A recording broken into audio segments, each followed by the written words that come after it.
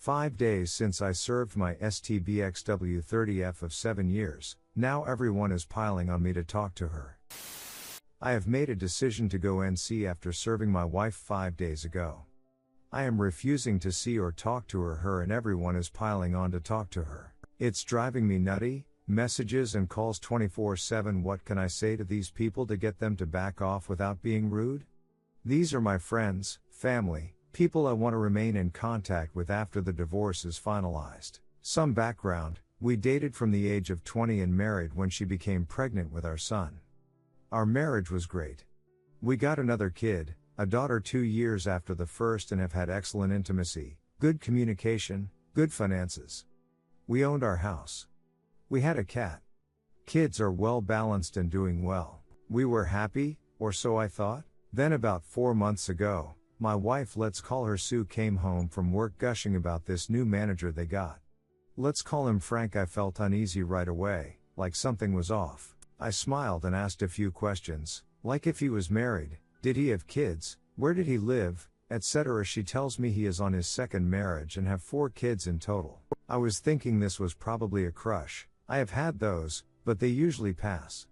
So I decided to just wait. It would probably just go away. Over the next week this would happen every day and I got more and more uneasy. I decided I need to see if something more was going on, so I told Sue that I got a virus alert on the home network and that I needed to update the virus software on her pad, her mobile and her laptop. She has no IT skills whatsoever. She gave me her equipment and I installed remote monitoring software and keylogging from the best online service I could find. Best $20 a month subscription I ever got. A few days later I saw the first text messages going back and forth between them. They were pretty innocent. Mostly work related. Still, the frequency escalates a little over the next 4-6 weeks and gets more personal. I do a soft confrontation with my wife. She comes home from work and I stare at her intensely. Sue, what is wrong? Me, have you crashed the car or something? Sue, what? No. Me, you look like you have done something wrong and you are trying to hide it? Sue, no? I am not. What are you talking about?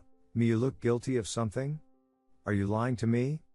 Is there something you need to tell me? Sue, no, I just had a long day at work, blah blah. The next few days there was fewer messages between them, but they are quickly back at it in full force. The messages start to get flirty. I softly confront her again. Again she lies to my face. I decide this will probably end badly at around the 2-month mark and I decide to prepare for the worst. I also start to prepare myself emotionally. Over the next 2 months their exchanges evolve into a full-blown emotional affair, and it's getting more and more sexual. I confront my wife repeatedly. I don't present any evidence. She keeps lying. I am not going to force her to stop. After all, she is a grown woman and she makes her own choices. She lies to my face again and again. I feel a gigantic rift opening up between us. Intimacy also stops. I find I am checking out of the marriage in parallel with their activities.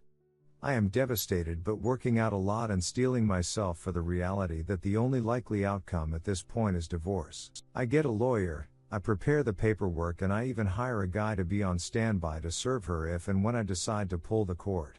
Then I see the first messages where they plan to meet up. I am actually relieved since I can finally decide to end it. Just watching this train wreck unfold is agonizing.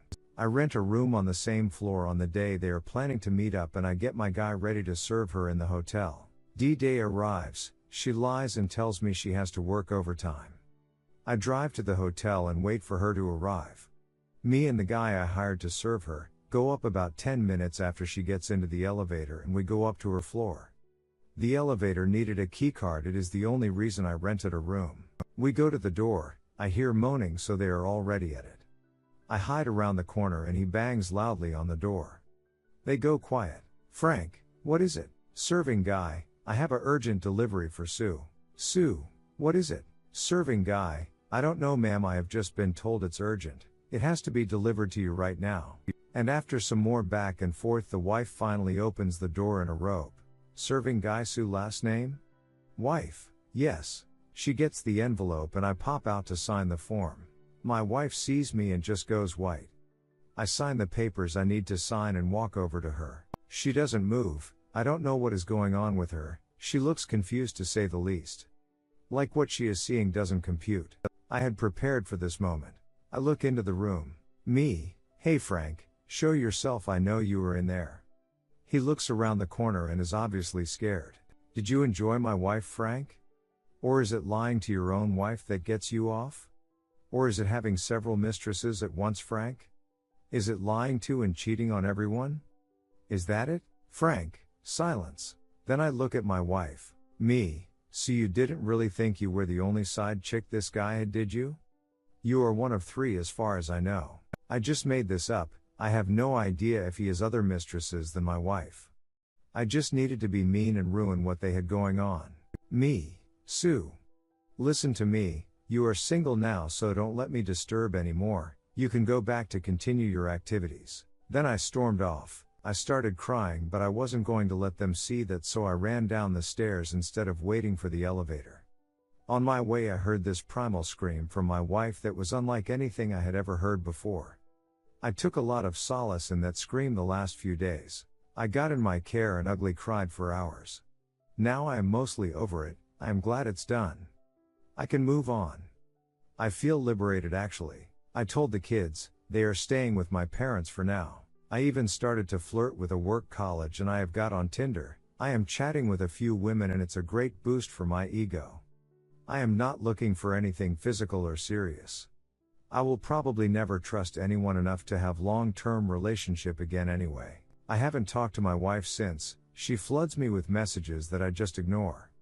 But everyone is calling me and trying to guilt trip me, pressure me into talking to her. I have also been thinking about telling Frank's wife. If I was her I would want to know, and I don't think Frank will all of a sudden develop a spine and own up. Edit, I have decided to tell the wife. I have called her and told her the key facts.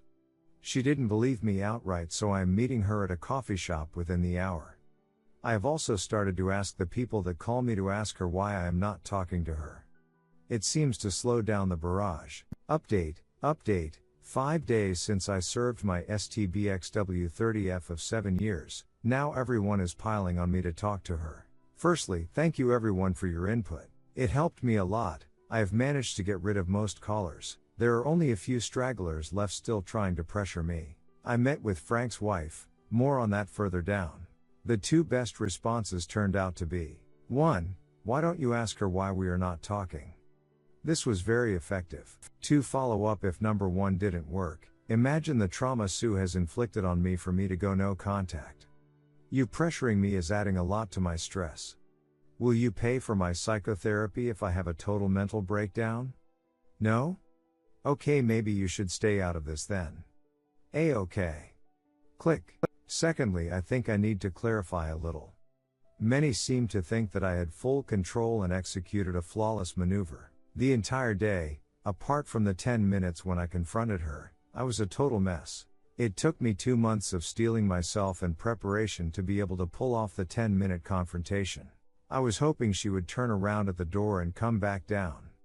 She had dozens of chances to stop and come clean, but she didn't. I guess I was hoping up until the last second that she had stopped. I would have been able to talk about reconciling up until the point where they got physical. It took everything I had not to break down in tears in the hotel. In fact, I started crying before I reached the end of the hallway. Also, I didn't do this as some kind of revenge. I did it to break free and regain a bit of my self-worth. Being cheated on was degrading, humiliating and emasculating.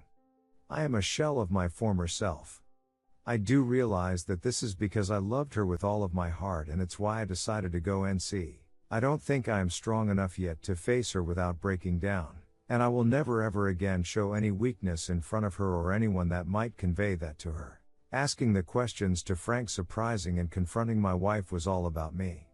Not them. I took back control over my life, but I know I am too weak to hold on to that if I were to meet her today. So I will strengthen my resolve, steely myself.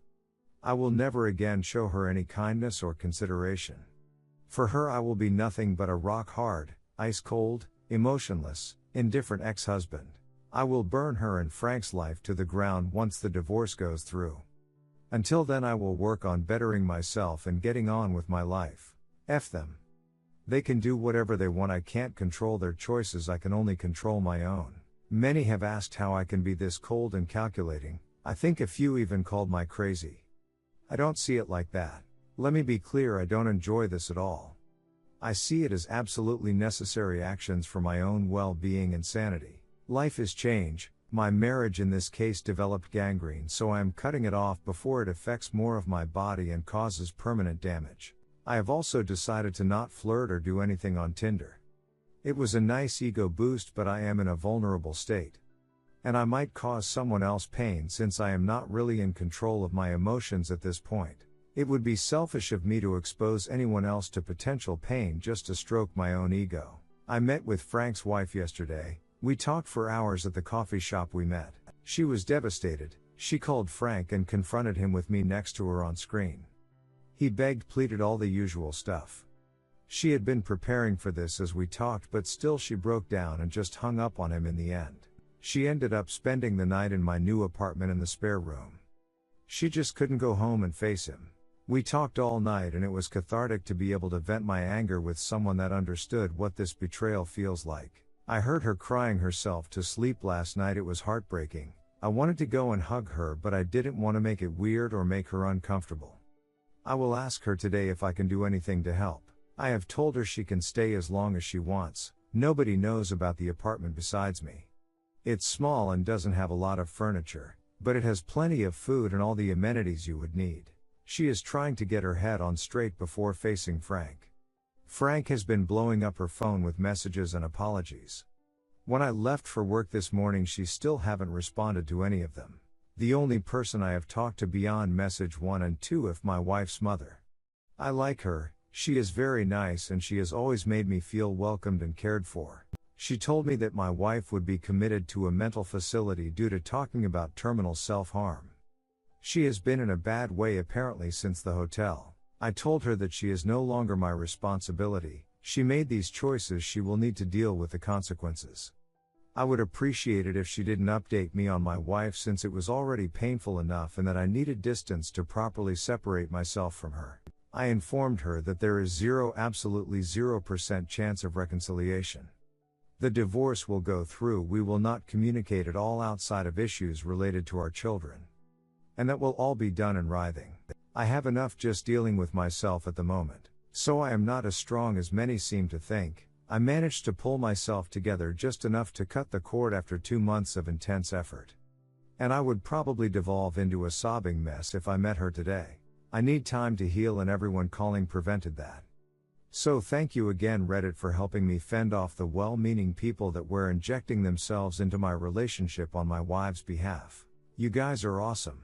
Redditors' reactions. Redditor 1, great revenge fantasy. Redditor 2, stay strong and I wish you a better future. Redditor 3, don't worry about everyone else. They are not going through what you're going through. Just make yourself happy. Redditor 4, what is STBXW?